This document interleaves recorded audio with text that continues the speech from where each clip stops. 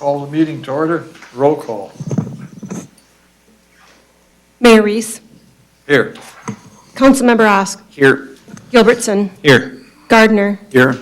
Fagerly. Here. Davis. Here. And Schultes. Here. Council members Nelson and Butterfield are excused. Please stand for the pledge. I pledge allegiance to the flag of the United States of America and to the republic for which it stands, one nation under God, indivisible, with liberty and justice for all.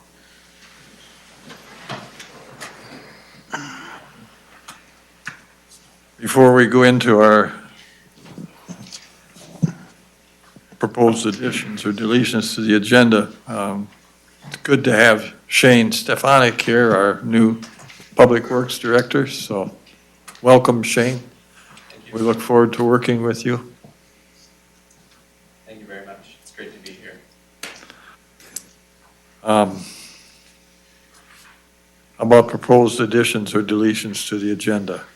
Motion to approve the agenda. Second. Got a motion and a second. Discussion? Roll call. Councilmember Osk. Aye. Gilbertson. Aye. Gardner. Aye. Fagerly. Aye. Davis. Aye. And Schultes. Aye. 6 ayes, 0 noes. Motion carries. Consent items. A call on Vernee Larson, City Clerk. Mayor Reese, council members, tonight for your approval, I have the city council minutes of December 15th, 2025, the special city council meeting minutes of December 29th, 2025, the planning commission minutes of December 17th, 2025 as a draft, the Willmar Municipal Utilities Commission minutes of December 22nd, 2025, the 2026-2027 Humane Society Agreement, the Municipal Utilities Commission and Planning and Zoning applicants, the accounts payable report from 12/11 of 25 to 12/31 of 25, and for your information, I have the review of the Rice Memorial Hospital Board applicant and the monthly building reports for December of 2025. Mr. Mayor, I would offer a motion to approve the consent agenda. Second. Got a motion and a second. Discussion? Roll call. Councilmember Gilbertson. Aye. Gardner. Aye. Fagerly. Aye. Davis. Aye. Schultes. Aye. And Osk. Aye. 6 ayes, 0 noes. That passes. Next is the open forum, and we have 3 people wishing to speak. And when you come up, I'll call on you, and you give your name and address and pull the microphone into your mouth, next to your mouth. So, Don Pierce.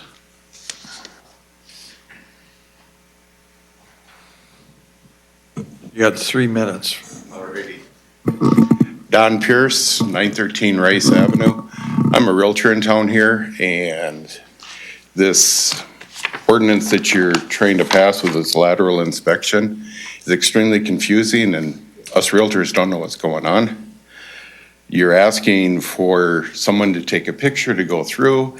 There's no real cut and dry, what's gonna pass, what isn't gonna pass. When I asked for how this was gonna work with Sarah, she told me that she had to email Leslie. Leslie's gonna have to email the attorney and then get back to us. They didn't even know how to answer the questions. So how are we supposed to know if you guys don't even know what you voted on? I got an email back that there's no basis to require, if there's a foreclosure property, the banks aren't gonna pay for this to transfer the properties. And then there may be some other questions that you may have, and we're gonna get back to you. But this is already passed. How are we supposed to proceed with transferring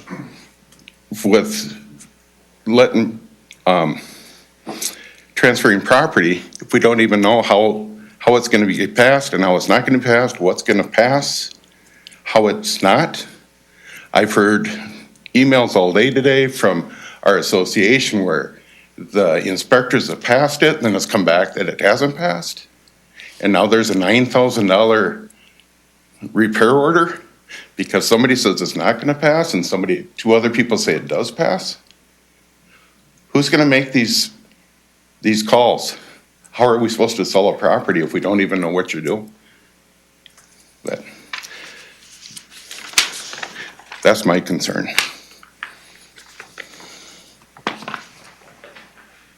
Thank you, Don. Next is Justin Pierce.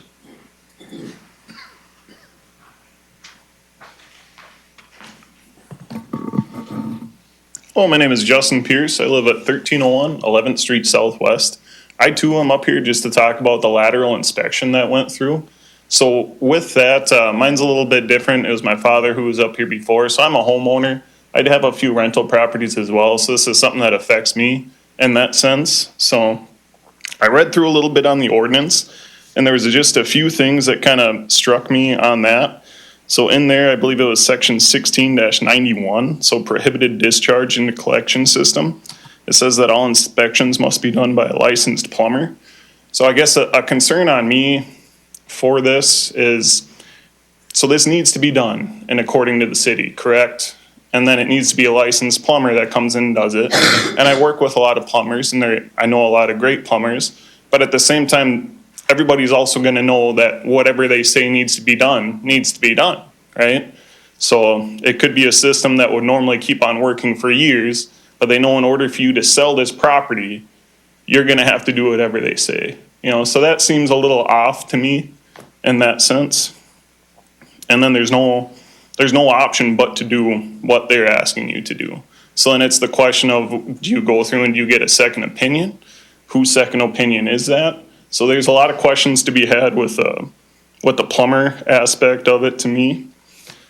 And then also it is section number 5, so it states, if the lateral was constructed of materials deemed to be unacceptable by the Director of Public Works, including clay, cast iron, and Orangeburg. So with that, so clay, cast iron, and Orangeburg, so those were all very common before, I believe it was 1975. So if you look at the city of Willmar, so from First Street to, let's say, 9th Street Southeast, from First Street to, I'm on, 13th or 11th Street Southwest, my house was built in 1965. So when I go to sell my home, I automatically fail. I've never had any issues, and I'm gonna have a $10,000 bill because I'm gonna have to dig up my sewer line. That works just fine. And this is being forced upon me by the city. It just doesn't seem like something that's right to me. And I feel like there's a lot of people in the city that would feel the same. So with that, I just don't agree with that. And then the other aspect of it, so I think it was number 7. In there it says that the Director of Public Works shall determine the extent of repair required, and a more limited repair that may be completed of the lateral may be permitted at the sole discretion of the director. So with that, there's a lot of different options versus digging up your entire yard when it comes to replacing or fixing, but so it needs to go through the director versus going back up to the top where we talked about a licensed plumber, right? So that doesn't make sense to me either. So why am I going to the director versus the plumber that actually knows everything about it? That doesn't make sense to me either. So either way, no matter what the plumber says, it's gonna go through the director. There again, back to the city. So just something that I don't agree with. And then at the same time, everybody's talking about housing costs. So how does this help housing costs, right? How does this make housing more affordable in Willmar? So, Time's up. yep, very good. Thank you for your time.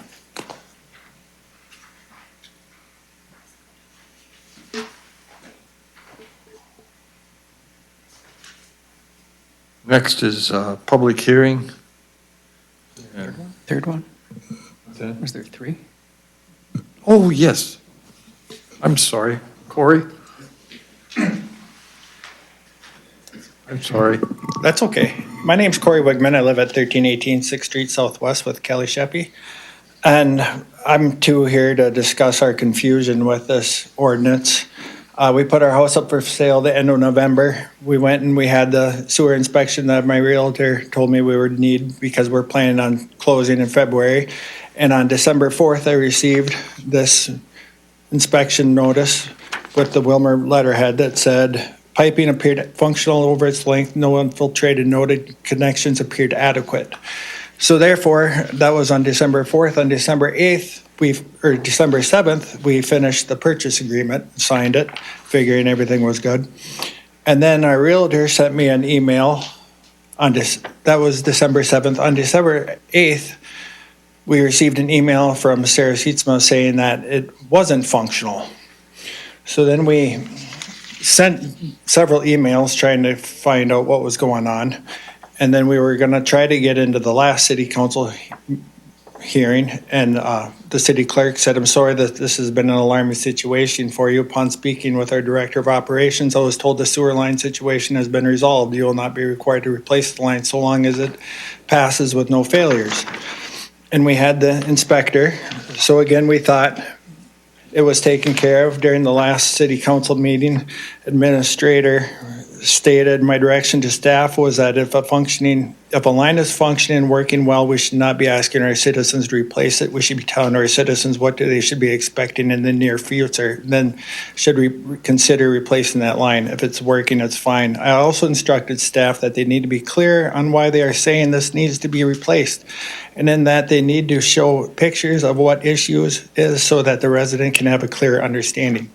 We have received no objective data, no pictures from the Department of Wastewater. I had another inspection done on December 23rd. Again, it says there was some scale buildup, but the line didn't appear to have any cracks or breaks. The bids are anywhere from $10,000 to $17,000. And then we received a letter from the wastewater department saying that my entire line needs to be completely replaced, the cast iron section, where in other times they said that we could possibly do a lining, but if it needs to be completely replaced, I'm gonna have to tear out my sidewalk, tear out the steps, possibly cut a tree down. And I don't even know who's qualified to do it when I've had two inspection companies come in, and the one, Northern Services, I know makes a living off of replacing failed lines. I would think that they would be more than happy to tell me that my line was failed. Also, they talked about insurance. If I don't have a specific failure, a leak or a break or root intrusion, there's an insurance company in the country that's gonna say, oh yeah, it looks like it's corroded, so go ahead and put in a new line. So that's our concerns, and I'd be happy to email you all the copies again. And thank you, Mr. Ask, for replying to me today. And Mayor Reese, we didn't hear from anybody else, so thank you.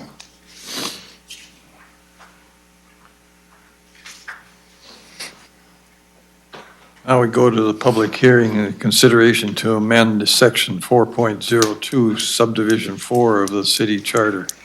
I'll call on Christopher Corbett, the Planning and Development Director.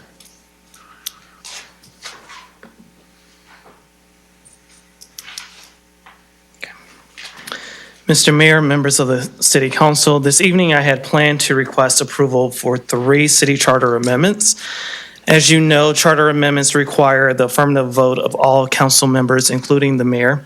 At this time, I am requesting a continuation of the public hearing for agenda items 9A through C. With that note, I will like to proceed with Attorney Robert Scott and the presentation of the next 3 agenda items. Each of these proposed charter amendments are designed to streamline our planning and development processes and ensure alignment with the Minnesota State statute and guidance. Council was briefed on all 3 amendments on November 3rd. And I want to emphasize that these amendments are not simply staff-driven proposals. They represent solutions to existing inconsistencies and process improvements that will strengthen our ability to serve both our board and commission volunteers as well as our community. Importantly, each amendment has been reviewed and endorsed by the Planning Commission and was formally recommended to be heard at City Council by the City Charter Commission at its October 28, 2025 meeting. The agenda items have a memo from Planning Commission in your packet recommending the edit. And Draft minutes of the city charter October 28th meeting were approved by City Council at your December 15th meeting. I'll turn it over to Attorney Robert Scott to run through the three agenda items.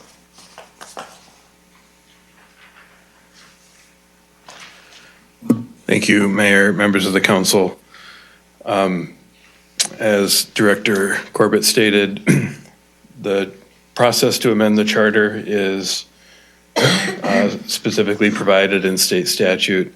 There's a number of requirements to amend the charter by ordinance, one of which is that in order for it to take effect, it must be passed unanimously by all council members and the mayor. Given that there are two council members absent tonight, our recommendation would be that the council open the public hearing for each of the three proposed charter amendments and continue the hearing until the council's next regular meeting on January 20th. There are basically four things the council needs to keep in mind when considering a charter commission or charter commission recommended charter amendment. One is a public hearing must be noticed and conducted. That's what we're going to start the process for tonight. The second is that within 1 month of closing the public hearing, the council has to take the vote. And again, that vote only will succeed in passing the ordinance if it's unanimously approved by all members and the mayor. And then the third thing to remember is there are lots of different ways a charter amendment can be initiated. Most of them require a special election or an election by the voters to be approved. The one method that can take effect without an election is doing it this way, amending the charter by ordinance. But even this one, if any of these ordinance amendments do pass and the charter amendment is approved unanimously, it still is subject to a 90-day delay, during which point there could be a reverse referendum if enough citizens, voters of the community came forward with a petition. So there is still a kind of waiting period even after a charter amendment takes effect. So with that, what I would recommend, Mayor, is that you go ahead and open the public hearing for the proposed charter amendment for section 4.02 subdivision 4 of the city charter.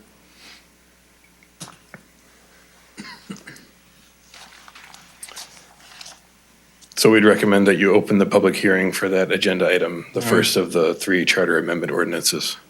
I'll open the public hearing for section 4.02 subdivision 4 of the city charter.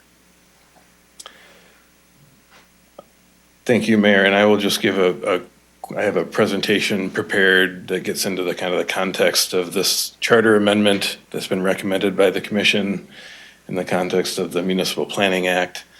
I think given that we're going to continue this hearing and reconvene when all council members are present, hopefully on January 20th, I'm going to skip to the quick summary of what this amendment does. The key changes contained in the proposed amendment of section 4.02 subdivision 4, this deals with the official responsibilities of the City Planning Commission, which are defined in charter. It's also something that's addressed in state statute. State statute contemplates that once a city has a comprehensive plan adopted, certain things require planning commission review for consistency with the comprehensive plan before they can be finally enacted. One of those is to review and advise the council on whether proposed capital improvements of the city or any other public agency within the city with jurisdiction are consistent with the requirements and the content of the comprehensive plan. As currently drafted, the city charter, section 4.02, actually imposes the burden to come up with the list of proposed capital improvements on the planning commission itself. So just for context here, the existing language of the charter is on the screen right now. It requires the planning commission to prepare and submit annually to the city council and the other boards and commissions like the Municipal Utilities Commission and the Rice Memorial Hospital Board, recommended capital improvements that the planning commission thinks are necessary for those entities. That's much broader and kind of a different role than state statute contemplates, which really envisions more of an advisory review and comment on the cities and other agencies' proposed improvements, not the affirmative obligation to come up with a list of recommended improvements. The key changes contained in the proposed charter amendment for section 4.02 are to kind of shift that back, that responsibility back off of the Planning Commission onto the City Council, onto the Utilities Commission. In this case, we have the unique situation with the hospital board. But in any event, it would not be an affirmative Planning Commission obligation to prepare a list of improvements that it thinks these entities should be pursuing. Rather, it would be restored to a review and comment advisory role that is consistent with the Planning Commission's role under state statute. This amendment would also clarify the scope of review for the Planning Commission,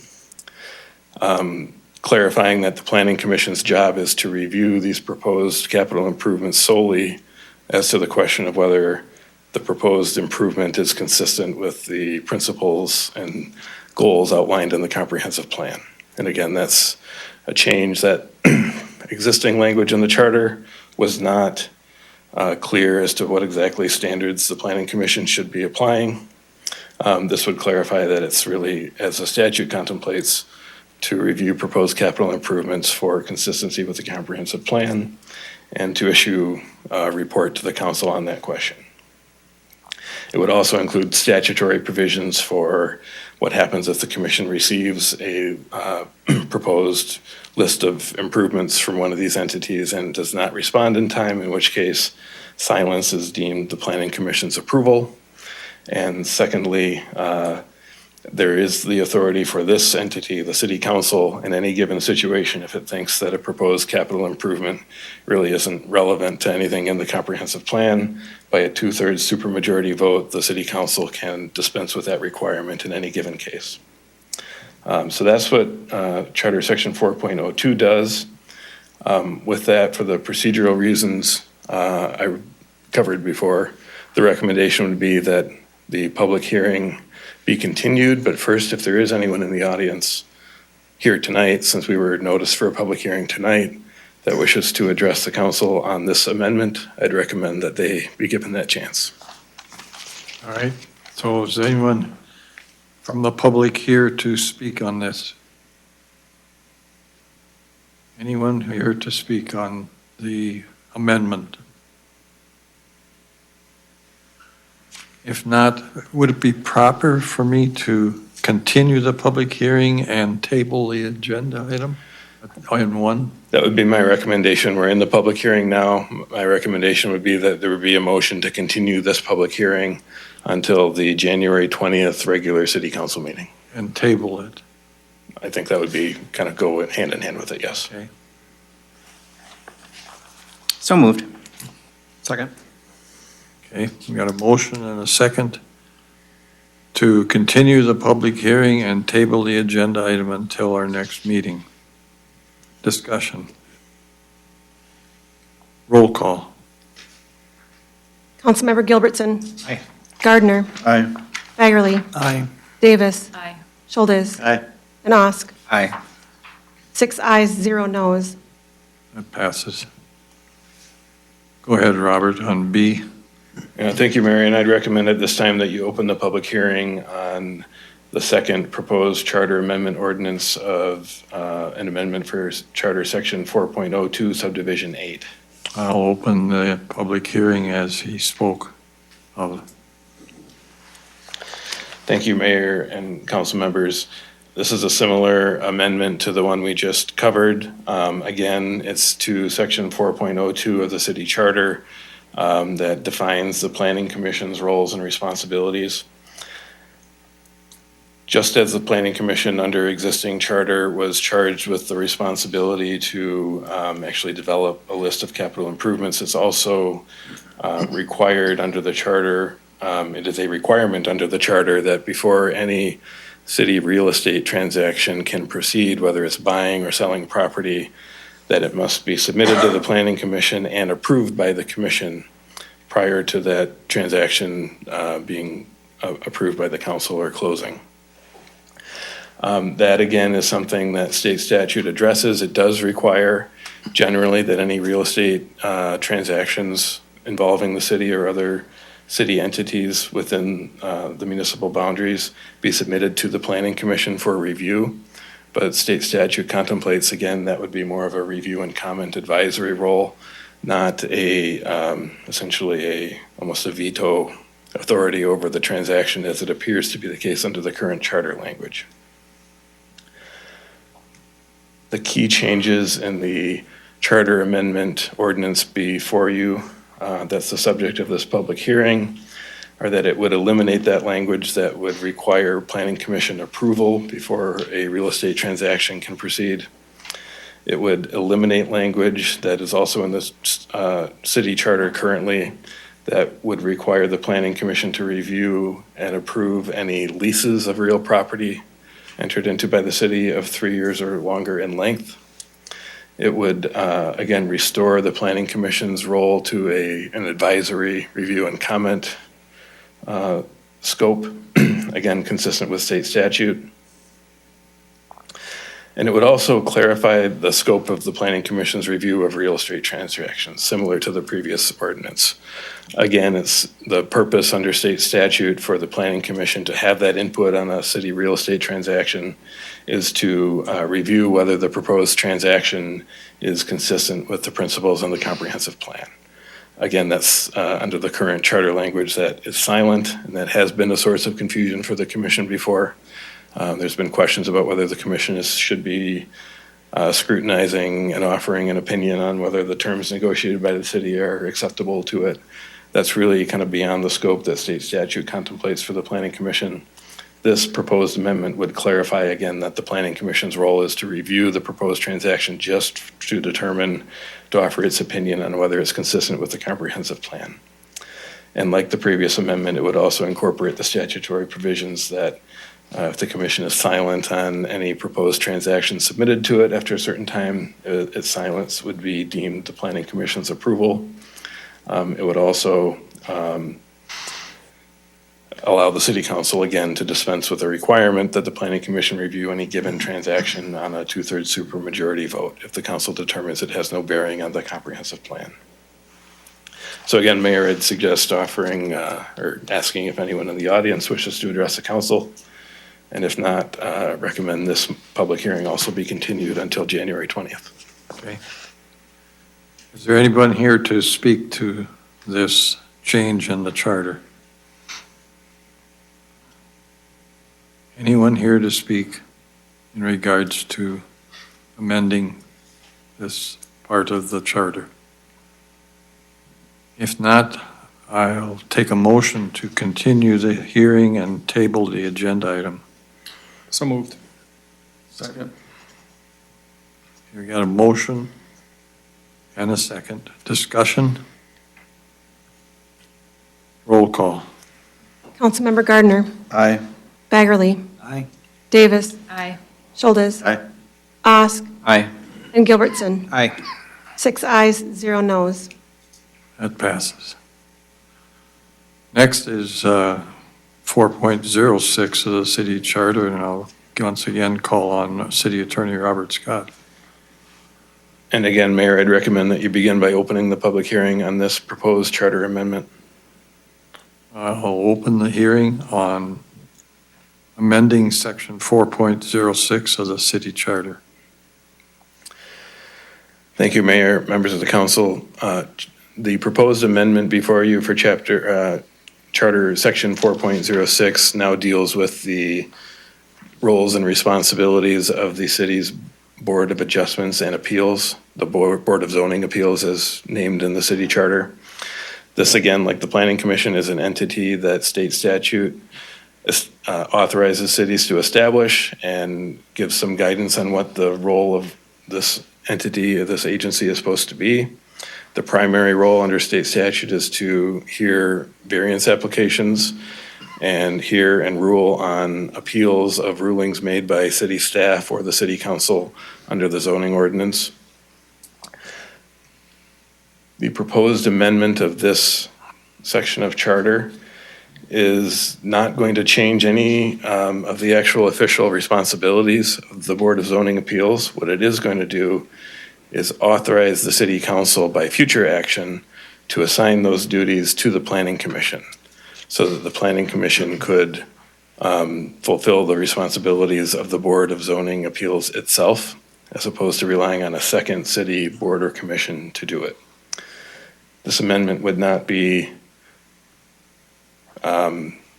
self-executing, so to speak. It would not, if passed initially or immediately, make that change. It would just provide authority for the city council to, by ordinance adopted in the future, assign those duties and responsibilities to the planning commission and eliminate the need to have a second planning board in the form of the Board of Zoning Appeals. And I know the need for this, and I'm sure Director Corbett can speak more to this, but I know that the city has had challenges filling all the seats on the Board of Zoning Appeals, so it, I think, is a recommendation from the department for sure, as well as the Planning Commission, that this change be adopted. Again, Mayor, I'd recommend asking if anyone in the public wishes to speak to this amendment, and if not, or at the conclusion of those comments, continue this public hearing until January 20th as well. All right. Is there anybody here from the public that wishes to speak to the amendment of section 4.06 of the city charter? Anyone here to speak on this issue? I will call for a motion to continue the public hearing and table the item. So moved. Second. A motion and a second. Discussion? Roll call. Councilmember Fagerly. Aye. Davis. Aye. Schultes. Aye. Osk. Aye. Gilbertson. Aye. Gardner. Aye. 6 ayes, 0 noes. That motion passes.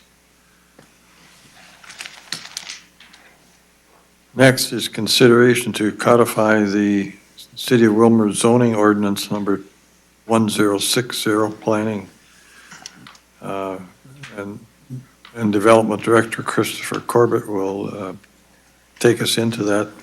I should probably open the hearing right away. Okay, if you so like. All right, Mayor and members of the council, this item was actually brought to you back in November of last year. Basically, it is just a process to clean up our current zoning code so we can move forward with the zoning code rewrite. So this evening, I'll be looking for a motion to approve by ordinance codifying the Willmar zoning ordinance.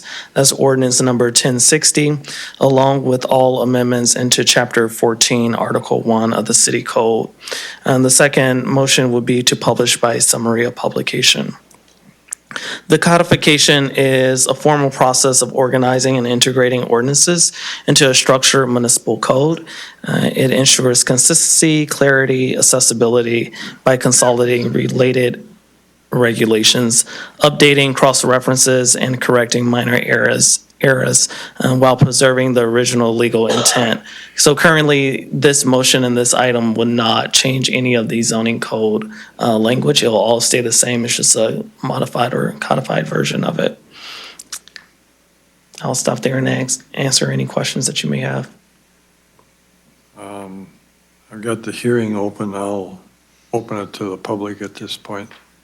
Anybody here to speak to the codification of the Willmar zoning ordinance 1060? Anybody here to address this subject? If not, call for a motion to approve the ordinance codifying the Willmar zoning ordinance 1060, along with all subsequent amendments into Chapters 14, Article 1 of the City Code. So moved. Second. We got a motion and a second. Discussion. Do you want to say anything more about it? No. Okay. Being no discussion, roll call. Councilmember Davis. Aye. Schultes. Aye. Osk. Aye. Gilbertson. Aye. Gardner. Aye. And Fagerly. Aye. 6 ayes, 0 noes. That motion carries. Next is a call for a motion to publish by summary of publication. Second. A motion and a second. Discussion? Roll call. Councilmember Schultes. Aye. Osk. Aye. Gilbertson. Aye. Gardner. Aye. Fagerly. Aye. And Davis. Aye. 6 ayes, 0 noes. That motion passes. Thank you. Thank you. Next, I'll call on City Engineer Jared Vogie in regards to 4th Street reconstruction. Good evening, Mayor Council. In your packet this evening is a topic related to the 4th Street reconstruction project. At the December 1st City Council meeting, Council reviewed a number of options associated with the configuration of the street, specifically as it relates to trails and sidewalks along the corridor. Council at that time did identify 3 options and asked that staff seek additional public input related to those options. I do have some slides here this evening that we'll take a look at just as a refresher of what those options were. However, staff did mail individually to each of the property owners, approximately 70 along the 4th Street Improvement Project, individual postcards. Postcards contained a QR code that linked to a survey on which they could identify their priorities A, B, and C.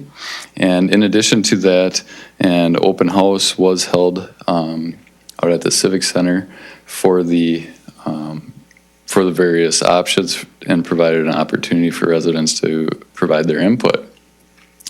Just by way of reference, the existing conditions of 4th Street, you can see those there. We have sidewalks on each side, driving lanes that are 18 feet wide, as well as parking lanes on each side with 7-foot boulevards. Option A presented to the residents and also included as part of the preliminary engineering report and the project scope that was authorized by council consisted of a street diet, reducing the lane widths to 11 feet, still accommodating the 8-foot parking lanes and maintaining those existing 5-foot concrete walks. You'll note that the boulevard width with the reduction in street width increased from 7 to 14 feet on each side. Alternate B also included 11-foot driving lanes with 8-foot parking lanes. However, one side was identified for a 10-foot shared use path, and then the sidewalk would be maintained on the other side of the street. The final option presented to the residents identified the same street width, however, a two-way bike way in addition to the sidewalks on each side of the street. So what did the survey results say? So we received 18 survey responses, which is approximately 25% of the overall project area. Alternate A was ranked as the highest design option. 83% of the respondents identified that as their preferred design. Alternate B and then alternate C. The second graphic here gives kind of a bar graph of how everybody responded. You'll note that in order of preference based on those responding, their first choice was alternate A, second choice alternate B, and the third choice alternate C. And each of the responses received through that survey are identified there. So with that, Mayor, Council, I'd be happy to answer any questions that you might have. Staff is looking for council direction and a motion to proceed with the alternative, whether that be A, B, or C, desired by the council so that the project design can be initiated. I find it interesting that the different options, there isn't a huge amount of difference in cost. There is not. Council, what's your desire on this? What option? I think it's pretty clear that the people that responded like alternative A, so I would make a motion that we proceed with Fourth Street construction using alternative A. Second. Okay, we got a motion and a second to utilize alternative A. Got a motion and a second. Discussion. Rick? Mr. Mayor, so it's going to be concrete sidewalks on both sides then? Correct. Thanks. Anything else? Roll call. Councilmember Osk. Aye. Gilbertson. Aye. Gardner. Aye. Fagerly. Aye. Davis. Aye. And Schultz. Aye. 6 ayes, 0 noes. That motion carries. Thank you, Jared. Thank you, council. Next is a review of the sanitary sewer ordinance by environmental specialist Sarah Seatsman. Yeah, good evening. All right, so, Mayor and Council, most of the time, the public only thinks about the sewer system when it stops working. Tonight, I want to discuss the pipes that appear to be working and explain why the invisible failures in those pipes are costing the city more in the long run than a simple backup. We will examine how we define a healthy system, the current lack of state standards for contractors, and how our department is protecting your budget through proactive oversight. So for the benefit of council and those watching online, I want to provide a quick refresher on I&I, or inflow and infiltration. So inflow is the extraneous clear water entering the system via direct connections, such as roof drains, basement sumps, or manhole covers. It is essentially snowmelt and rainwater. Infiltration is the clear water entering through joints and cracks in the pipes, and this is caused by groundwater and high water tables.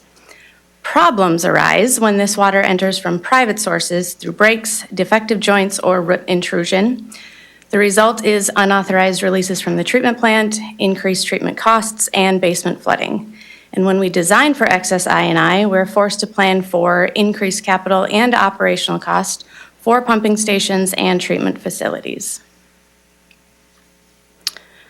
The recently passed I&I ordinance is a triple protection strategy. It's designed to protect the cities, the property owners, and the taxpayers' investments. The most expensive project we can undertake is upsizing our treatment system because we ran out of room. When we allow I&I into our system, groundwater steals capacity reserved for new homes and businesses. By addressing leaking laterals now, we avoid multi-million-dollar price tags for larger mains or added capacity at the treatment plant. It's far more effective to keep the water out than it is to build bigger buckets to hold it.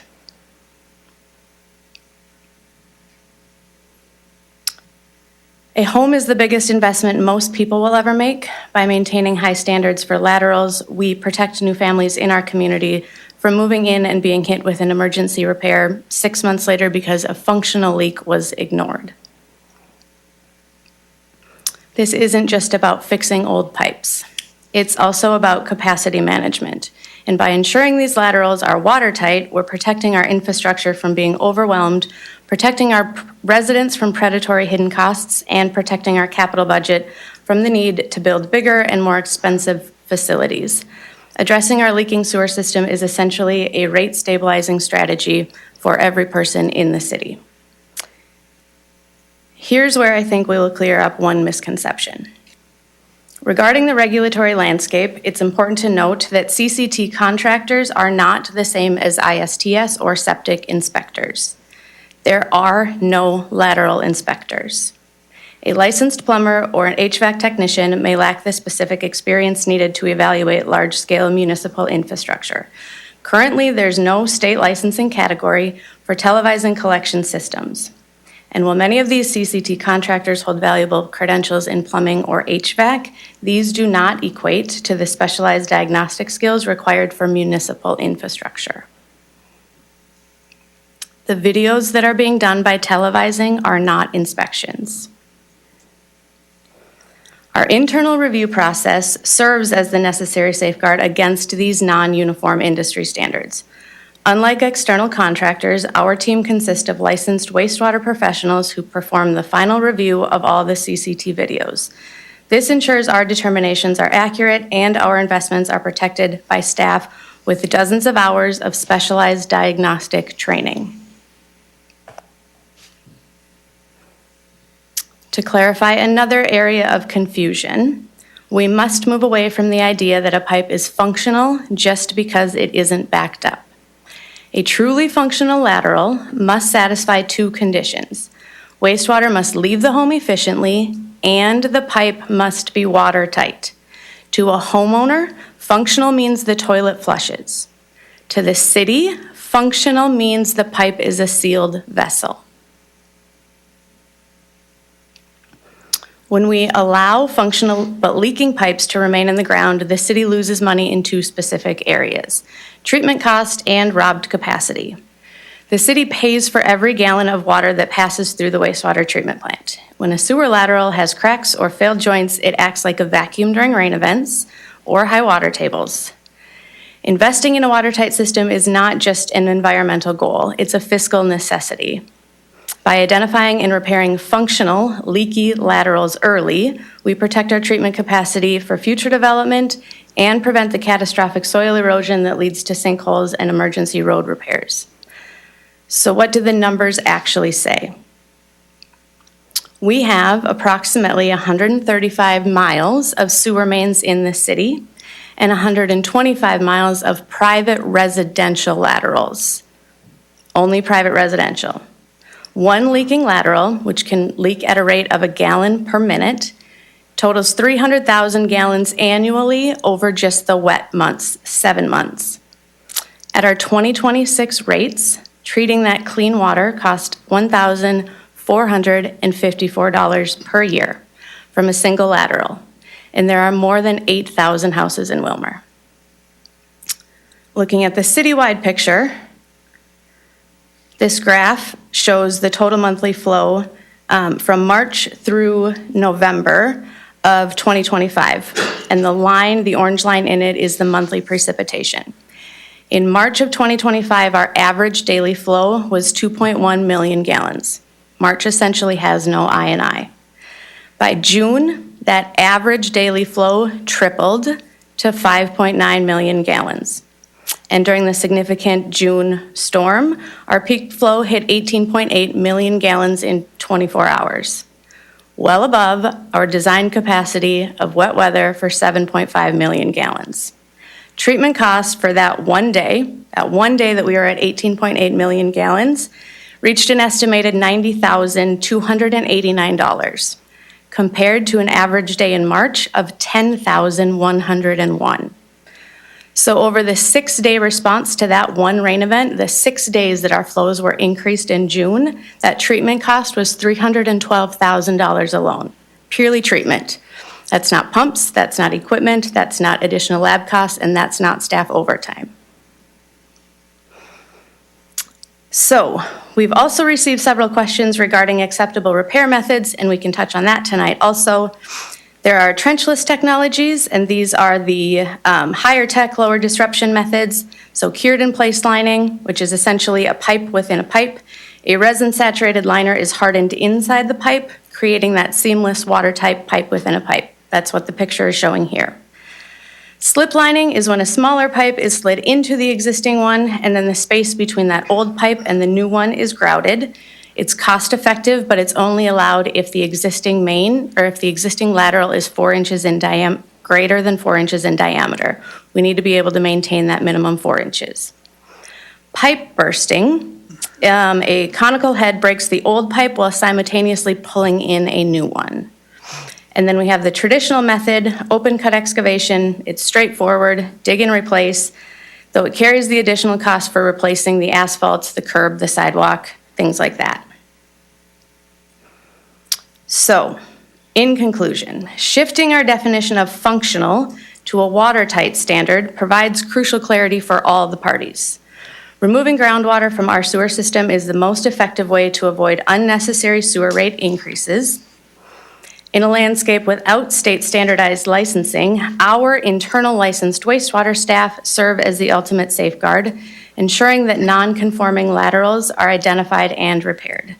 There is a distinct difference between having a license and having the right professional training and experience. A pipe that is merely flowing but is not sealed is a liability, and it robs our system of capacity. By requiring leaking laterals to be fixed, we're protecting our subsurface assets, our homeowners, and our sewer rates. So we're asking that you support this high standard of oversight to keep our infrastructure sustainable and our rates stable. And I will stay for any additional questions I can answer or clarifications I can provide tonight. Thank you for your information. That was very well done. Any comments? Justin? Can you talk to us about the different types of pipes that we're running into? We've heard a lot about cast iron and other, similar pipes that have been used in the past that would no longer be the ideal choice. What are we doing with those right now? Yeah, so we've seen cast iron, we've seen videos of cast iron laterals come through. We've seen some of asbestos concrete. We've seen one of clay, tile even. All of them are showing significant deterioration, which you would expect, root intrusion, leaking joints, things like that, because they are more than 50 years old. Materials wear out, right? Same as you have to replace your roof because everything has a life expectancy. Those materials had a life expectancy. They've had those. The soils have been working on them from the outside in for more than 50 years. So what we're seeing, if I can offer some generalizations, especially in the cast iron, is that there's significant deterioration for the entire length of those cast iron pipes. Or in the one case, when the middle section that was left was still cast iron, significant deterioration. And so the video quality that we're getting in is sort of standard quality. It's not high definition quality. And so that means that we can't identify probably all of the hairline cracks that are there. So we have to look at sort of the secondary effects of the inflow and infiltration, like the weeping joints, like the mineral buildup, things like that, that tell us that that pipe has been experiencing I&I for quite a while. We've seen, so all of the videos that have come in, I think we've had 11 of them so far submitted to the wastewater department. We have seen some that are PVC that look great, that are in compliance. They've received that letter. So would it be fair to say that just because a pipe is cast iron, would that then fail your standards? Or are you talking? Just because a pipe is cast iron does not mean it will fail, and I haven't seen a cast iron video submitted yet that conformed to these standards when our staff has reviewed them. Okay. If we get one that comes through that looks wonderful, of course, we're gonna pass it. And if I'm being You're seeing very. I&I. Yeah, which is what we expected, right? Because same thing on our mains that were cast iron or clay, they're of the same age, and we've been televising our mains for more than 10 years now. And so if we were going to extrapolate our experience from that into these private laterals, we expected to see what we are in these private laterals that are cast iron.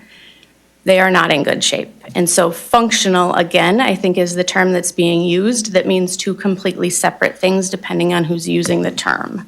So if I have an inspector come out who's got some plumbing background, they're going to tell me it's functional.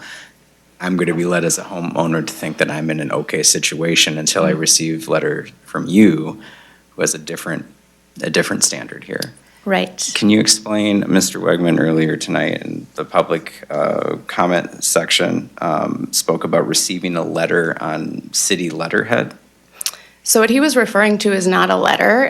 It's the form that we have provided the contractors who are doing these videos so they can make note of the date, the contractor, the property address, the pipe material, the diameter of it, and if they're going to note anything in that video as they go. Say maybe there's a plumbing connection at footage 45, maybe there's tree roots at footage 29, whatever it is. We provided that form, so it is on city letterhead. but it's what the contractors are filling out and submitting to the wastewater department with those videos as supplemental information. So far, we've been able to tell every time, what the pipe material is. That might not always be the case depending on the quality of the video or the age of the pipe, but it's really helpful to know the diameter of it, approximate depth of that service, the length of it, things like that. So from your point of view, I'm assuming that you would prefer that these plumbers who are conducting the video would not pass judgment on the video that they're taking. That would help clear things up, yes, and I understand that they are often working in more than one community. And so what they may be used to for an ordinance and a program in one community is not the same as what Willmar has. And so again, when they're making those comments that might say this one is functional, it might be in a different community. They might have a different set of criteria. Their ordinance might look completely different than ours. And it has created confusion then when the wastewater department sends a letter explaining that, due to significant deterioration or root intrusion or whatever it is, the lateral is non-conforming and needs to be replaced. And working with real estate agents in the community, in my opinion, it would seem like that would be a great avenue for us to communicate. If they knew what the standards were going to be, they can let their clients know, hey, just because the plumber said this, let's just wait. Mm-hmm. I could not agree more with that. Appreciate that. Thanks, Mr. Mayor. So, and that influx of water in June, Mm-hmm. how much of that was from leaks and how much was it from the sump pumps? It's a great question. So this graph is a little bit hard to show because it's on such a light background. The blue line at the bottom, so the axis along the side is gallons. It starts at 50,000, and then it tops out at 400,000 gallons. This is just a depiction of flow at our fairgrounds lift station. So the blue line at the bottom is day at a time in January. It hovers right around 29 or 30,000 gallons per day through that lift station. Again, we would not expect I&I. And then the orange line is June. And so June never even gets to the January with no I&I. And after a June storm, we hit 350,000 gallons that day. So that's more than 10 times the volume of flow going through after a rain event. You can measure that if you put flow meters in everywhere. And you could probably, I'm sure there are studies out there that we could figure out what is coming from leaking laterals, what's coming from mains, what's coming from illicit connections like sump pumps.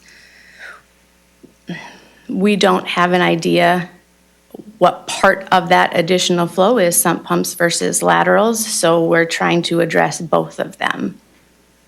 But I would think it's mostly the sump pumps.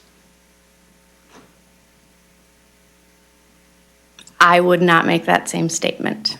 But I would. So. And then, if this is gonna be an issue and it's gonna cost homeowners 10 to 17,000 to replace their lines, you might as well have an ordinance they can put in their own septic systems in town, which aren't allowed. This is ridiculous. We wanna have people move into town. We do. We want to keep our sewer rates stable. We want to not violate our wastewater permit, and we want to not increase our mains and our lift stations and our capacity at the treatment plant, which would be more costly than a $5,000 or $10,000 private lateral repair or replacement. Yeah. But who pays that extra money when you guys have overcharges? It's the customers, isn't it? Right. So in a sense, either everybody in town is paying because of increased rates because we're treating all of this clear water, or again, we start sealing up the system and we can keep our rates stable. There will be a point where the MPCA will not permit us to increase our capacity at the treatment plant because we show clear signs of an I&I problem. They have not permitted in other cities until they've addressed their I&I. Building a bigger bucket isn't the answer, and it won't be an option eventually. Was there any grants or anything available for homeowners to replace their sewer lines? So at this point, staff has not identified any funding options out there. We've looked, we continue to look. We have questions out to other communities, organizations. Cities are not eligible for the specific funding assistance grants that are issued by the MPCA to counties or watershed projects for upgrading ISTS, your individual septic system. That's the common one that everybody knows about, but cities aren't eligible for it. So Okay. sometimes the state does put funds out there to address I&I. We haven't seen anything in the wastewater industry for several years, but we will definitely be looking and trying to find any financial assistance we can. 'Cause I know my phone and my email is going crazy. I've heard 7 closings have been eliminated of sales in the last month. So we got to do something to help the people out. Along that same line of what you were just talking about, Rick, grants.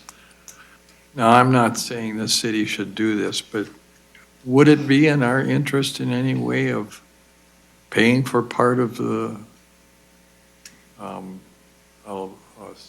lateral line? You mean offering like a cost share on part Yes. of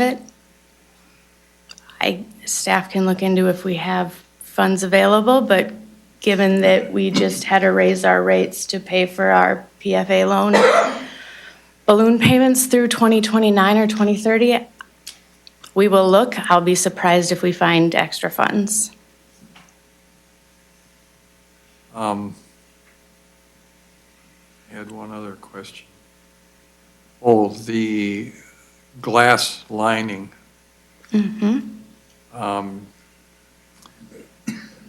That's been around for many years, and they used it on main sewer lines. Yep, we've done some in the downtown area. It works really well. With the cast iron, does the glass lining stand up if the cast iron deteriorates? I can only speak to our experience in the sewer mains. We have done it in our sewer mains, especially in the downtown area and a few other shorter segments. We're getting, guarantee from these vendors, from these companies of 40 to 50 years.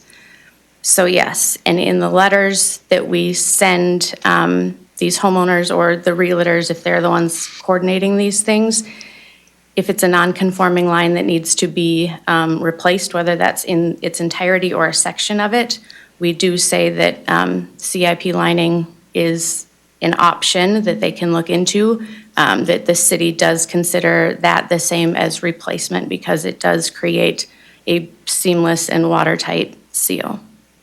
And you don't have to dig up your yard, your sidewalk. Right. It is not necessarily in our area as cost-effective as open-cut trench is. There are fewer contractors doing it, so the prices are still a bit high. That being said, if your entire lateral needs to be replaced and you have a sidewalk or steps, and then you have, curb and street, those costs probably need to come into account to decide the total project cost and which one makes more fiscal sense to do. There is a contractor, there are a few contractors within a 50-mile radius who do lining. There's a couple of contractors even more locally that do pipe bursting. Slip lining is an option too. Slip lining is not an option if your lateral is not straight. So if your lateral has a bend in it, typically slip lining is not going to be an option for replacement on that.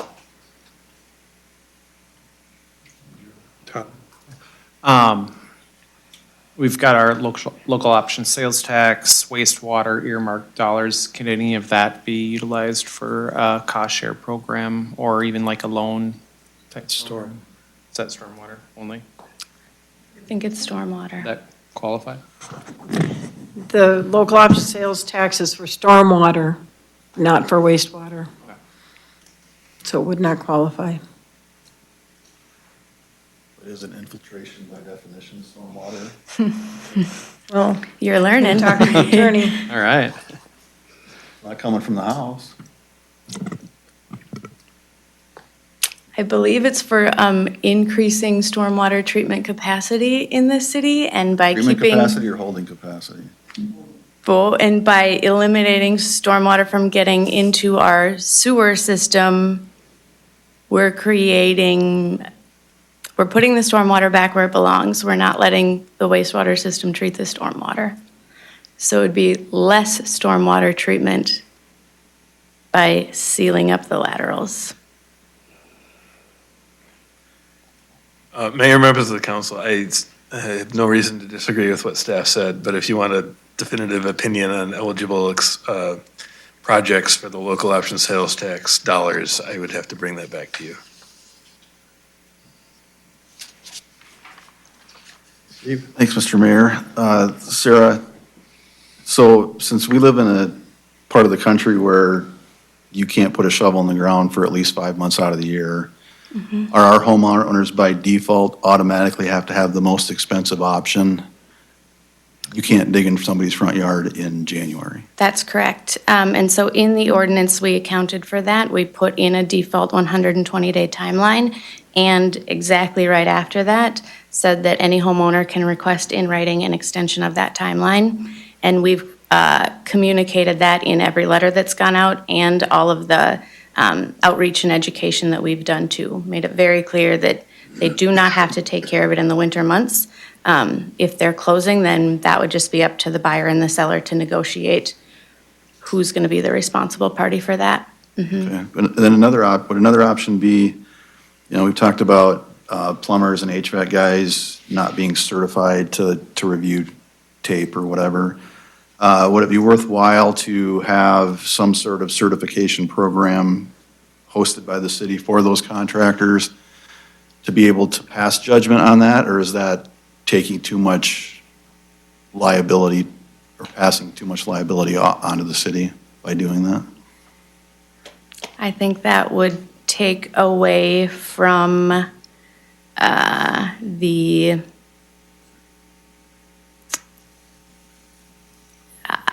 I think that the intention on this ordinance was to make sure that there were not so many people involved reviewing this that had discretion on what passed and what didn't. And I think you'd be opening ourselves up for a lot of individual opinions and discretion.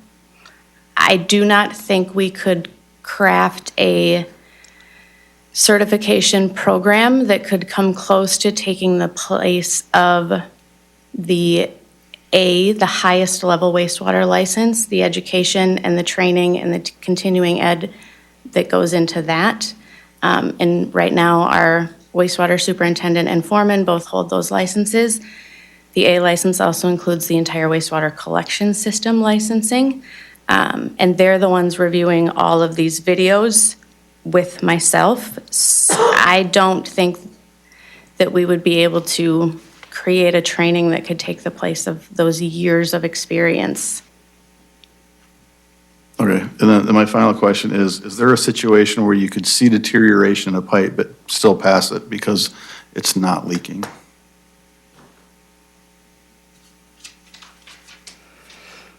Yeah, there is, because there can be like rusting and pitting,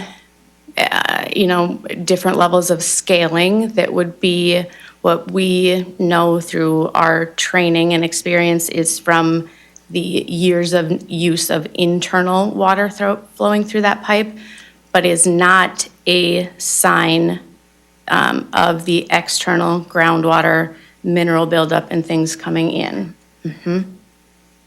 Okay, thank you. I have a quick follow-up based on that last question from Councilmember Gardner. So you had said earlier that there were some videos that you've seen where you can't get like a definitive answer, but you're looking at other signs of deterioration on the pipe. Is that a correct summary of what you said? Yeah, so the secondary indicators of I&I. Mm-hmm. So, I mean, would the burden of proof so to speak, would it be fair to say, like, unless you can see a specific leak, it would be okay to pass that? Or are you going to then look at those secondary indicators, which may not always be accurate indicators? So I would say the secondary indicators are accurate because they've been produced over a longer length of time. And unless you have a storm event happening or high water tables, you likely won't see a active leak coming in. So then that would require us to, I'm not even sure how you would enforce this okay. ordinance then with only, if you had to say the televising can only take place with those specific circumstances. So, but you can tell the difference between what you were just describing to Councilmember Gardner as that internal corrosion that takes place over years of internal water and that external water.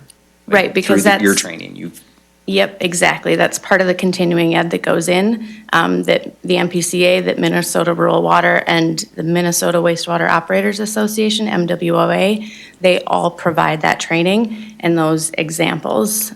So over and over and over, years and years of that. I got one more question, Mr. Rayner, if okay. Justin Pierce mentioned in his open forum, one of the reference sections within the ordinance that I don't believe that we intended to pass, that I think may have unintentionally been passed, was where if the pipe does not meet current code, it has to be replaced, even if it's functional by both definitions. I don't believe that was our intention when we passed that ordinance. And if that is written that way, and what was the second section you mentioned, Mr. Pierce? I have it right here, so it states that the lateral shall be considered defective if any of the following, or of any of the following conditions. And then further down, so it talks about displaced joints, roof intrusions. At the bottom of it, section G of that explanation says that the lateral was constructed of material deemed to be unacceptable by the Director of Public Works, including clay, cast iron, or orange. Yeah, thank you. That was a section, and if, it's my understanding that those materials are not currently allowed by building code, correct? Like, we can't, a plumber, if I build a house today, I can't put a cast iron lateral in, right? It's gotta be PVC, right? But there's a bajillion houses in town that have cast iron laterals that are functional by your definition and by the homeowner's definition. Let's assume there are. Let's assume. Okay, because we Haven't don't seen know them, for let's sure they're not assume. all. Correct. Right? Okay. The way the code is written, if somebody goes and runs a camera down there, finds a cast iron lateral, they have to replace it. And I don't think that was our intent at all. And if it does say that, I would recommend that we do something to fix it. So that is what's in the ordinance. I do not know if that was your intent as council to pass what was written. When we first brought this to council on September 15th as an informal introduction, the specific criteria not in that entire section was not listed because that is not commonly listed in the model ordinance or in ordinances of other communities. Council wanted additional details to be included, the criteria specifically to be included in the ordinance so that staff didn't have wide open discretion on what was going to be conforming and non-conforming. So we put that in the ordinance, brought it back October 6th. I did formally call attention to the page and section where that criteria was listed, the October 6th meeting, when you heard the ordinance language and set the public hearing. Nothing changed in the wording between that October 6th meeting and this November meeting where you held the public hearing and adopted the ordinance. I agree with all that. But I still think that, at least my intention with my vote, was not to require people to change functional material, right? So that's my bad. But I did not believe the intent of the ordinance was to make people replace functional material. I think I'm on your side with all of this, okay? But I think there's a middle ground here. If the material is functional, we shouldn't make a homeowner replace it just because they're selling their house, right? I agree, and I think that we can, I think that we have been applying the ordinance that way. We have not seen a lateral come through that has been clay, Orangeburg, or cast iron that has been city's definition of functional. If we do see that come through, we will pass it because it's clear that that's the direction we're given. Again, based on our experience in our miles of mains, anytime we televise a main that's clay or cast iron, it is horribly deteriorated and we don't leave it in place. So again, extrapolating our experience from there and applying that to laterals that are of the material of the same vintage, I think we are likely to more often have cast iron and clay laterals that are going to fail because of their condition, not because of their pipe material. And in a way, they're nearly interchangeable. Pipe condition means it's more than 50 years old, and everything we've seen so far is significantly deteriorated. We're happy to issue a notice of compliance, which would be good for 3 years, if we have a lateral come in of any of the materials listed that is completely functional and sealed and not leaking. Okay. I have another question. In the case of Eagle Lake, can we enforce our ordinance outside the city? It's my understanding that we cannot enforce a ordinance outside of city limits, even though the city owns, maintains, and operates that collection system. So we are missing Eagle Lake. It's a very small part of our collection system right now, although at some point I would love to address it. I think our current ordinance will make headway over the next decade. And at some point in the future, maybe we can figure something out for Eagle Lake too.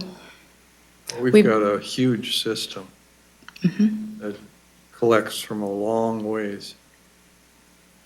A lot of distance and a lot of lines. Yep, we can enforce the sump pump part of our ordinance and the other prohibited discharges, which we do, and we've even done, a sort of canvassed certain areas. The Highway 12 lifts, previous Highway 12 lift station basin was one. Eagle Lake has been one that we've, hired contractors to go door to door and go in the houses and see if sump pumps are connected to their sanitary sewer or not, provide that education. A lot of them have no idea. You gain some compliance for a season, but it is not long-lasting. We can spend those dollars to continue to do sump pump inspections, and I believe most wastewater staff will tell you that's not the wisest way to spend our limited dollars because it's temporary compliance. Well, anybody else? How many miles of our lines are cast iron? I don't know that off the top of my head. I'm not sure our engineer knows it either, but I bet we could come up with a decent guess. Can I ask Administrator Valiant just a quick clarifying question? The last time this came up at a public meeting, we had conversation and you had stated that that you believe the intent was not to force anyone to replace a functioning line as well. Since we've had some clarification tonight about what level or whose definition of functional, could you offer what definition of functional you meant when you said that? Exactly what Sarah had put down as functional, because they still are looking at the pipe and the condition of it. And just because water can flow through it doesn't mean that it's functional to the city. Thank you. Anybody else? Mayor, members of the council, I just want to add as well that City Administrator Valiant has contacted our office, and we've had discussions on that exact provision that Councilmember Gardner you asked about. And I do understand that we will need to be drafting an ordinance amendment to change that language, because as pointed out, as drafted, it does state that the composition of the pipe itself can be grounds for determination that the pipe is deficient. So it will be coming back to you in the form of an ordinance amendment to fix that. Alf, anything else, council? All right, well, Sarah, thank you. I appreciate your time tonight. All right. Consideration to approve job position for Planning and Development Department. Call on Christopher Corbett, our Planning and Development Director. Thank you, Mr. Mayor, members of the council. Tonight, this evening, I'll be looking for a motion to approve the Economic and Community Development Specialist position within the Planning and Development Department. I know during the budget season, we discussed at length kind of the planning department needs and our budget overall. And this position came up. It's kind of hard to talk about just a position without getting a full understanding of our entire department and what the department looks like today. And so I'd like to go through some of that now. So in order to get a full understanding, I broke it down into 4 core responsibilities. The planning department, as you might know, is planning and zoning. So that's the day-to-day, the land use application, sign permitting, updates of ordinances. As we talked about today, the codification of the zoning code. So that's our planning and zoning division, if you will.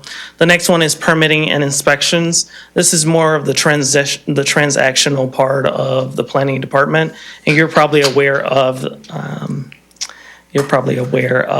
this one too. We talk about the monthly building reports, so the permits that we issue, the fees that we collect, and the revenue that we generate that goes into the general fund. And then we have development and long-range planning. Our partners are primarily KCED, but a lot of the long-range planning is, for example, the comprehensive plan with Willmar, which was adopted last June. And we take a look at the industrial park and make sure that we have business retention in different segments throughout the city. And this last division of it is, or core responsibility, is code enforcement. We just want to make sure that properties are complying with city codes and regulations to maintain safety, the safety and community standards. And so that is actually managed by our city code, as you know. So kind of meet the team. Again, during the budget season, I think it's really important that you all kind of see who works in the department. So we have Robin Roche, who is our administrative assistant. Chris Frank, you all know Chris Frank as our city planner. Jason Swagerman is our building official. He also primarily looks at or inspect commercial properties and code enforcement. Jason can actually do our rental inspections as well as residential as our building official. Josh Larkham is building official limited, so he can only do residential inspections and code enforcements, as well as a shared responsibility when it comes to rental inspections. And then you have Jordan Cleveter, who just started in the department early last year. And Jordan is the primary contact and inspector for our rental housing program and code enforcement. And there's one position that is vacant. It was vacant at the beginning of 2025. That's our Main Street coordinator. I'd like to review some of our recent accomplishments. So adoption of the long-range plan with the Willmar plan in June of 2025, as well as a future land use map and Safe Streets for all adopted in June. And then in 2025, we worked with Parks and Rec to have the bike pedestrian trail plan adopted as well. Implemented software, so we launched in 2025 online permitting portal with Tyler Tech, as well as the My Willmar app, so we can engage with the public, making sure that all of our online permitting process is now streamlined and all in one place. And then we regionalize our building permitting and inspection services to Atwater, Candio High, and New London. And that was in the first quarter of 2025, and we have since extended that contract from 2026 to 2027 with those cities. And then we increased public engagement. Some of this between 2024 and 2025, we've hosted and participated in over 30 community engagement events. We launched social media campaigns and changed the way that we communicate our goals and our responsibilities outward. And then you all remember that the Minnesota APA conference was also held here too. So just to highlight some of our accomplishments. So by the numbers, permitting last year for 2025 issued 701 permits. That's a building valuation about 60 million, and revenue is close to 500,000 that we brought in last year. Code enforcement, out of all of the code enforcements, probably 86% of them fall into compliance with that first notification. That's great. It's a testament to the work that the guys are doing, especially Jordan, when it comes to communicating with the homeowner or property owner about what to do. Each of those code cases, we counted about 75 of them. 8% of them were unfounded. So we investigate every single one that comes to our department. We share some of the code enforcement with Public Works, but that's not represented in this number. For registered rental units, we have about 3,600 or 3,700, and we are on track to renew about over 700 units next year or this year, 2026. Some future priorities that we have for the city, I broke them down into 4. The zoning code rewrite, which you all approved and will be starting soon in late January, February. The second one is asset management, so coming up with a real estate plan to take a look at property and plan for property that the city owns to divest and invest in. Number 3 is the downtown pilot. And so last year we did some work on rebranding of downtown, and we want to keep the momentum going with that. We've been in contact with a lot of our businesses and residents in our downtown area and finding out some of their needs. And so the pilot program that hopefully will launch this spring, summer, will take a look at recommendations that came out of the comprehensive plan and Safe Streets for All, and to make sure that we're looking at traffic calming efforts as well as economic development strategies too. And then the 4th priority here is economic development, spending more time and being very intentional about how we're marketing and selling property in the industrial park and bringing businesses here. So we have a big year in front of us for 2026. The department is doing great work. We're moving away from doing a lot of the transactional things and being really intentional on the planning. A lot of the stuff that the items that we have accomplished was really that foundational part of planning. And with that, even though our department is amazing and great and wonderful, I am here to talk to you about some of the opportunities too and finding ways to close the gap. So I kind of laid this out in 4s. We need to increase funding and resources and be more of a resource to the community. Community engagement, I think every community, no matter where you are, can always do engagement more. And so we want to make sure that the public know about policies and ordinances, making sure that things are like affordability and inclusion across neighborhoods. So making sure that we're really getting into like a grassroots efforts to make sure that we are communicating and engaging the public. And then I would like to switch from this transactional part of planning to more programmatic and policy innovation. And so we want to formalize outreach to existing businesses to identify needs, prevent closures, and encourage growth. And urbanization and growth. So We need to expand beyond physical improvements to include cultural programming, small businesses incentives, and placemaking. Some of this is happening, but what I'm looking for is to do it more consistent. So we're working with Director Obregon as well as KCED to get some of these things done. But we can be a lot more efficient, and if we had a new position, and that position in front of you and in your packet is the Economic and Community Development Specialist. Currently, in the budget right now, I am not requesting any funding. A position is already funded in the department, so this would replace it. So I would not, in theory, I would replace this with a Main Street Coordinator position. The salary range is about 61 to 82,000. Basically, and it's not uncommon that once you have a comprehensive plan, a municipality will have someone or a group of planners involved to make sure that the comprehensive plan and other plans that have been adopted are actually implemented too. Some of the work that this position would do is more that outgoing outreach to businesses, community members, to make sure that businesses are here, making sure that they are targeting different industries that we want, making sure that, and this isn't just for downtown as the Main Street Coordinator was, this is for gateway corridors that we identify, so Highway 12, 2371, the downtown and industrial park as well.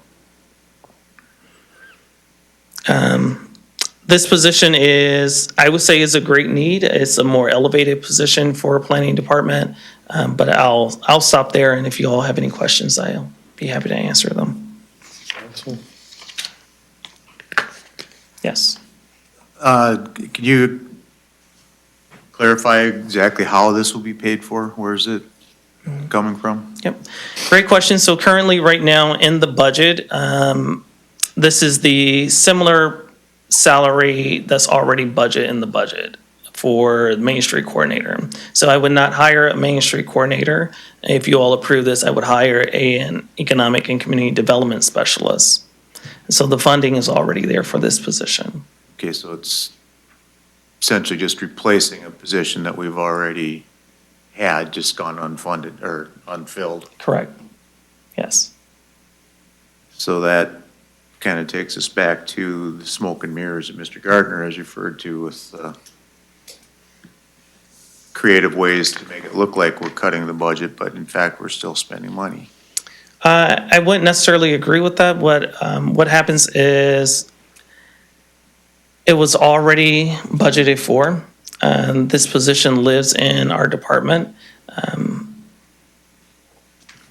Yeah, I wouldn't agree with that statement. This is, in theory, I could just post for a Main Street Coordinator. But during the budget season, councils told city staff to do the hard work, I believe is the exact term you all use, to make sure that, one, we are not just working, a person leaves a position and we post for the same position. So the hard work part is taking a look at some of the needs that we have and creating a position that will better suit the needs of the city.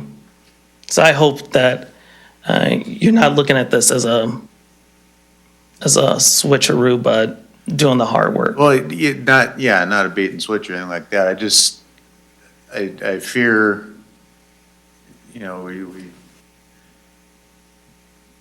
the last budget was hard. This upcoming one is going to be even more difficult, I think. I don't want to, all of a sudden now we're spending money on a position and trying to cut money at the same time. If this is money that we've budgeted for, that's great, if it's already there. I have a hard time if this is an additional $75,000. No, it is not in addition. It's already budgeted. Thank you. Thank you, Mr. Mayor. I know I was one that voiced concern over this when we had our budget meeting in the last cycle for the 2026 budget. And I think at that time I said that my belief was that the current staff model might be unsustainable moving forward without tax increases. We did a great job working together with staff, and the council was able to not increase the tax rate for 2026. I'd like to do that again for the 2027 year. I don't know how serious my colleagues are up here about doing that. But if we don't add this position, that is $80,000 that we now have to work with for other needs that are going to come up in the next year. I will say that at the moment, though, my larger question for you would be, with the goal of being efficient and working towards this community growth. All of this is great, by the way. If there was $80,000 growing on a tree, I'd love to just move right forward with this.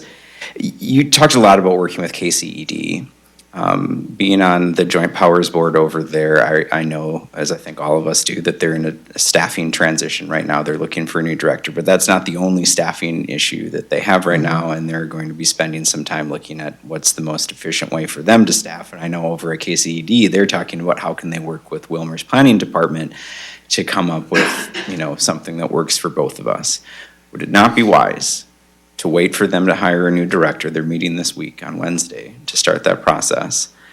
And then once we have a new director at KCED, for you to work with that person and come up with a staffing solution that works best for the citizens of Willmar and Candioi County.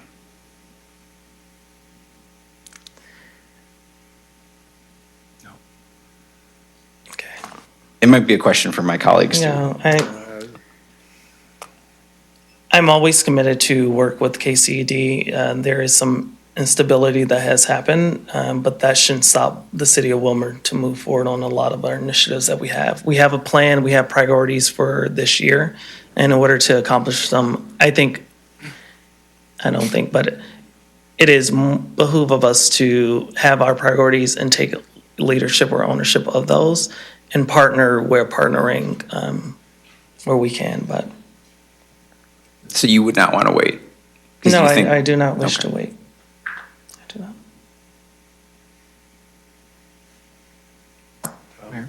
I think your slide showing that $60 million of development in our community has helped add to our tax base and so forth.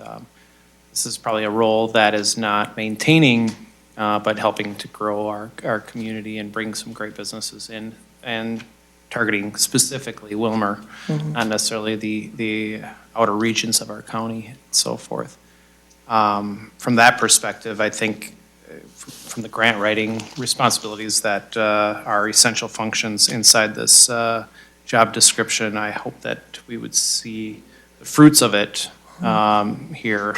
But I think you're right. There's some concern there that if those fruits aren't yielding, that we would, when it comes to areas to forgo, it might be on the chopping block in the future. But I think right now with the instability at the EDC, it might make some sense to take the lead on this so that they can look to us as that beacon instead of elsewhere. So I would agree. I think this is great. And Councilmember Gilbertson, I appreciate you bringing up one fact that I heard was this is a potential revenue generating position too. So it is a small investment to what we could potentially have in our area.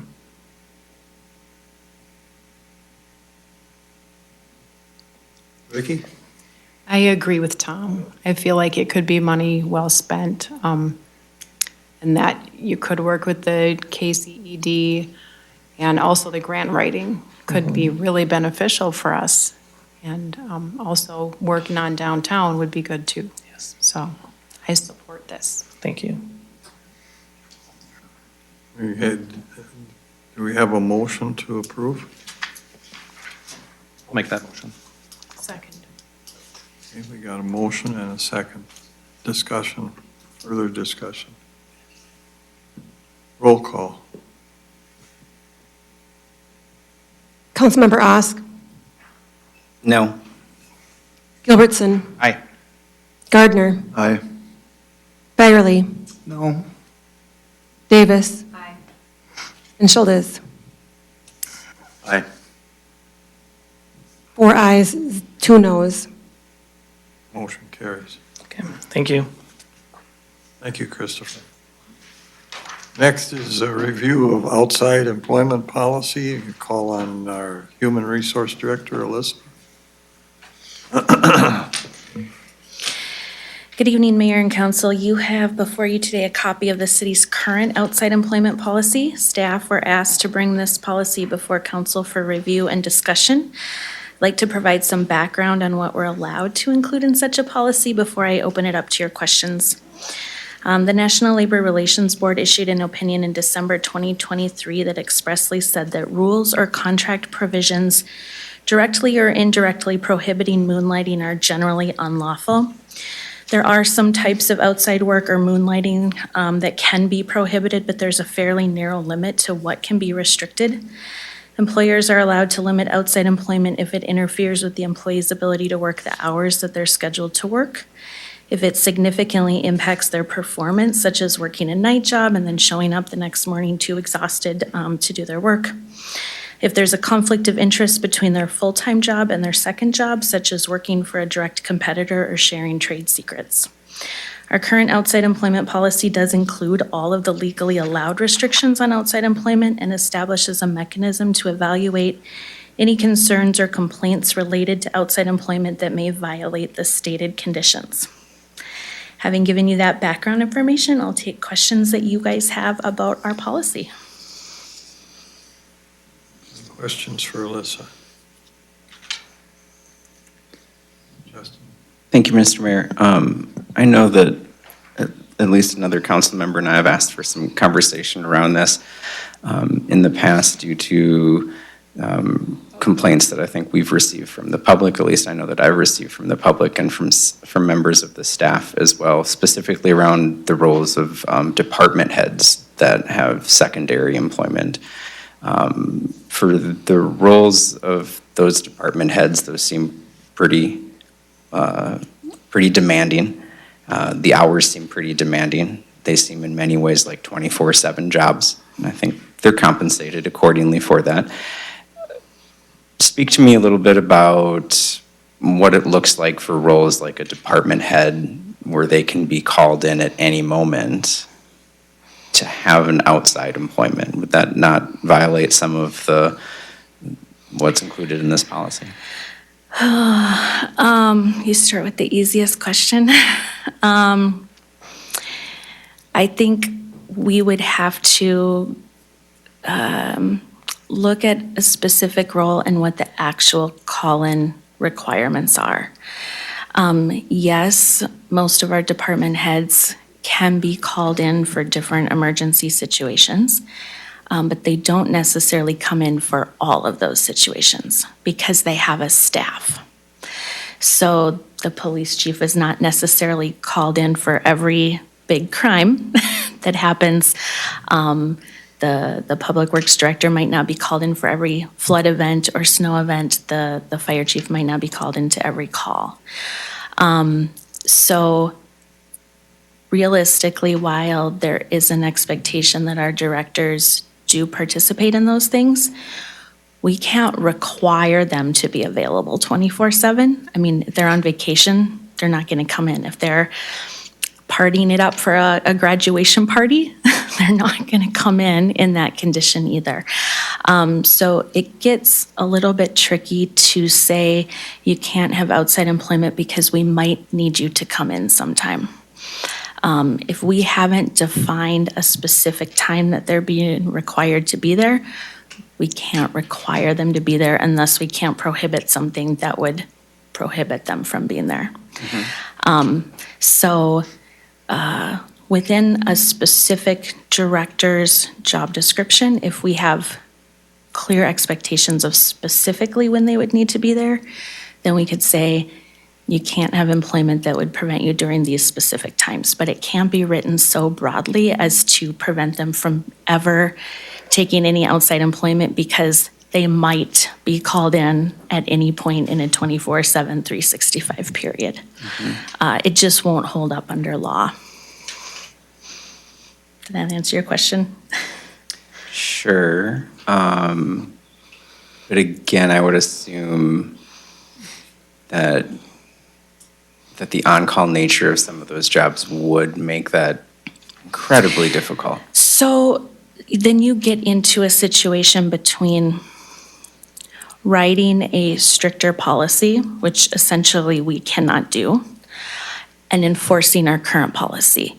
If there were legitimate examples of a time that something happened that we would have expected a director needed to be there and they weren't because of outside employment, then we could address that within the existing policy and say like, listen, you didn't make this event, you didn't make these 3 emergencies that are at a level that we expect a director to be at because of outside employment, so that's become a problem.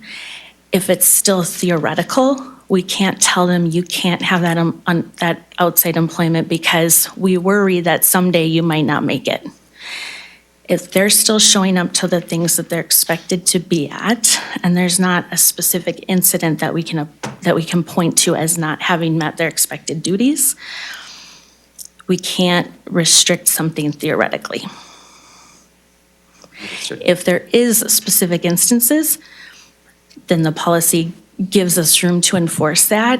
Those can be brought to the city administrator. She can review those and she can require someone to drop their outside employment if there are specific examples of them being unable to be at expected work situations or not being able to function within the confines of their job description. Okay. So it sounds like what I'm hearing is that the council has done its work in setting a policy, and we've set it to the legal maximum that we can. Yes. And that when members of the public or other staff members from the city have concerns, they should address them to Administrator Valiant. Yes. Okay. And I'm assuming, Attorney Scott, that you would agree with what's been said? Correct. Okay.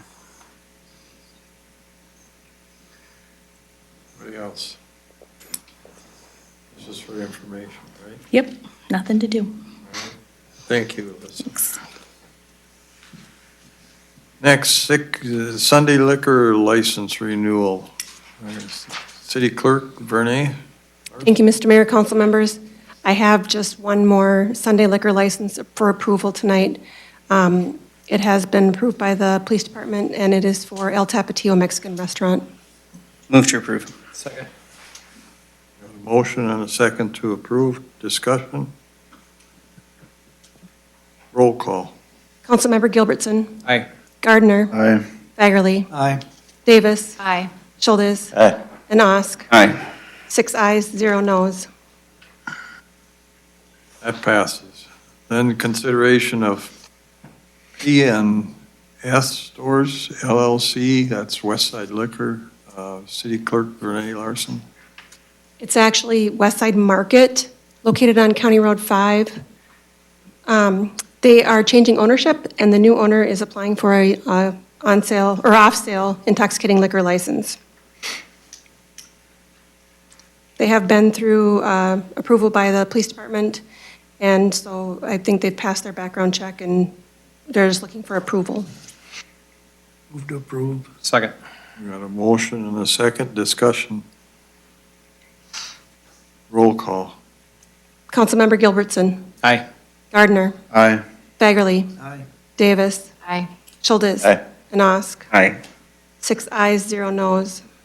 Final item, resolution to acknowledge donations for the fourth quarter. City Clerk Renee Larson once again. Council members, Mr. Mayor, tonight for your acknowledgement and adoption of the resolution accepting these donations, $296 from the New London American Legion for the Willmar Police Explorers, $165 from Sarah's Soul Care LLC for the Taylor Swift event at the Community Center, $100 from Pest Pro 2 for the Taylor Swift event, $100 from Carrie Visser as the cleaning lady for the Taylor Swift event, $100 from Elmquist Jewelers for the Taylor Swift event, $100 from the Insurance Center for the Taylor Swift event, $50 from Don's Building Center for the Taylor Swift event, $50 from Here We Are for the Taylor Swift event, $250 from Live Edge Construction for the Taylor Swift event, $250 from Casey's General Store for the Taylor Swift event, $800 from Charter Communications for the Taylor Swift event, $750 from Julie Hovey with OSAIC Wealth, Inc.